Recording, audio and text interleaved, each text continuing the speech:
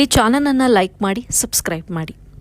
ಅಥಣಿ ಪಟ್ಟಣ ಪುಣ್ಯಕ್ಷೇತ್ರ ಕಾಣಿಯಾಗಿ ಈಗ ದುಡ್ಡಿನ ಕ್ಷೇತ್ರವಾಗಿ ಮಾರ್ಪಟ್ಟಿದೆ. ಅಥಣಿ ಪಟ್ಟಣ ಅಂದರೆ ಸಾಕು, ಇದು ಒಂದು ಪುಣ್ಯಕ್ಷೇತ್ರ. ಈ ಕ್ಷೇತ್ರದಲ್ಲಿ ಮಹಾಪುರುಷರಾದ ಶಿವಯೋಗಿಯವರು ನಡೆದಾಡುವ ಪುಣ್ಯಕ್ಷೇತ್ರವಾಗಿದ್ದು, ಅದರಂತೆ ಮರುಳ ಶಂಕರರವರು ನಡೆದಾಡುವ ದೇವರಾಗಿ ಕೂಡ ಒಳಪಟ್ಟಿದೆ. ಅಷ್ಟೇ ಅಲ್ಲದೆ ರಾಜ ಮಹಾರಾಜರುಗಳು ಹಾಗೂ ಸ್ವಾತಂತ್ರ್ಯ ಹೋರಾಟಗಾರರು ಕೂಡ ಬಂದು ಹೋದ ಕ್ಷೇತ್ರವಾಗಿ ಸಾಕಷ್ಟು ಹೆಸರು ಪಡೆದುಕೊಂಡಿದೆ ಈ ಅಥಣಿ ಕ್ಷೇತ್ರ.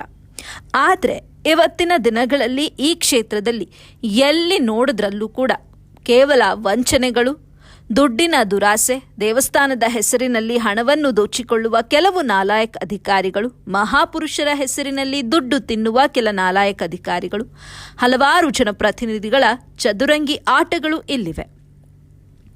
ಇದೇ ಅಥಣಿ ಪಟ್ಟಣದ ಸಿದ್ದೇಶ್ವರ ದೇವಸ್ಥಾನದ ಎದುರಿಗೆ ಕೊಳವೆ ಬಾವಿ ಇದ್ದು, ಕೊಳವೆ ಬಾವಿ ಹತ್ತಿರ ಮಹಾರಾಜರುಗಳ ಕಟ್ಟಡಗಳನ್ನು ಶಿಲೆ ಮಾಡಿದ ಕಲ್ಲುಗಳು ಇವತ್ತಿನ ದಿನಮಾನಗಳಲ್ಲಿ ಸತ್ತ ಶವವಾಗಿ ಒಳಪಟ್ಟಂತೆ ಇವೆ.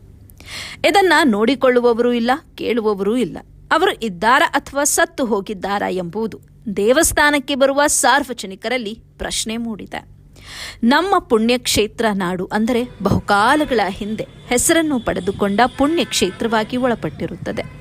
ಈ ನಾಡಿನ ಕಲ್ಲು, ಮಣ್ಣು, ಗಿಡಮರಗಳನ್ನು ನಾವೇ ಅವುಗಳನ್ನು ಖುದ್ದಾಗಿ ಅತಿ ಸ್ವಚ್ಛತೆಯಿಂದ ಹೃದಯಪೂರ್ವಕದಿಂದ ಕಾಪಾಡಿಕೊಂಡು ಹೋಗಬೇಕಾದ ಜವಾಬ್ದಾರಿ ಇದೆ.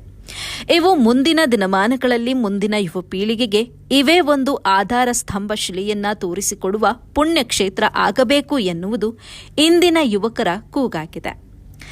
ಇದೇ ಇವತ್ತಿನ ಕೂಗು ದುಡ್ಡಿನ ಕೂಗು, ಲಂಚದ ಕೂಗು, ಮನೆಯ ಕೂಗು, ಸುಳ್ಳು ದಾಖಲೆಗಳನ್ನು ಹಚ್ಚಿಕೊಂಡು ರಸ್ತೆ ಮಾಡಿಕೊಳ್ಳುವ ಕೂಗು. ಯಾರನ್ನೋ ನಾವು ದೇವರು ಅಂತ ನಂಬುತ್ತೀವೋ ಅವರೇ ಕೆಲವು ಸ್ವಾಮೀಜಿಗಳ ಹಲವು ಪೋಸ್ಕೋ ಪ್ರಕರಣಗಳು ಕೂಡ ಸದ್ದಿಲ್ಲದೆ ದಿನನಿತ್ಯ ಸೋಷಿಯಲ್ ಮೀಡಿಯಾದಲ್ಲಿ ನಾವು ನೋಡುವಂಥ ಸ್ಥಿತಿ ಬಂತಲ್ಲ ಸ್ವಾಮಿ.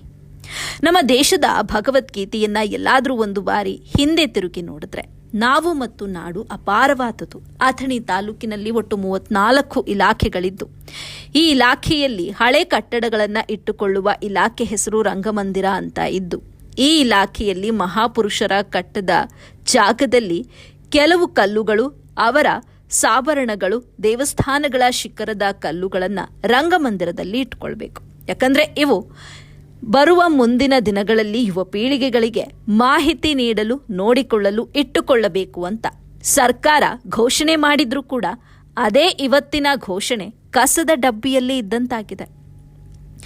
ಇನ್ನು ಮುಂದಾದ್ರೂ ನಿಮಗೇನಾದ್ರೂ ಮಾನ ಮರ್ಯಾದೆ ಇದ್ರೆ, ನಿಮ್ಮ ಪಾಪಗಳನ್ನ ಕಳೆದುಕೊಳ್ಳುವವರಿದ್ದರೆ ಪುಣ್ಯ ಕೆಲಸಗಳನ್ನ ಮಾಡಿ ದೇವರ ಮನಸ್ಸು, ಮಹಾಪುರುಷರ ದಾರಿಯಲ್ಲಿ ನಡೆದು ಹೆಸರು ಮಾಡಿಕೊಳ್ಳಬೇಕು ಎನ್ನುವುದು ಈಗಿನ ನಾಗರಿಕರ ಮಾತಾಗಿದೆ.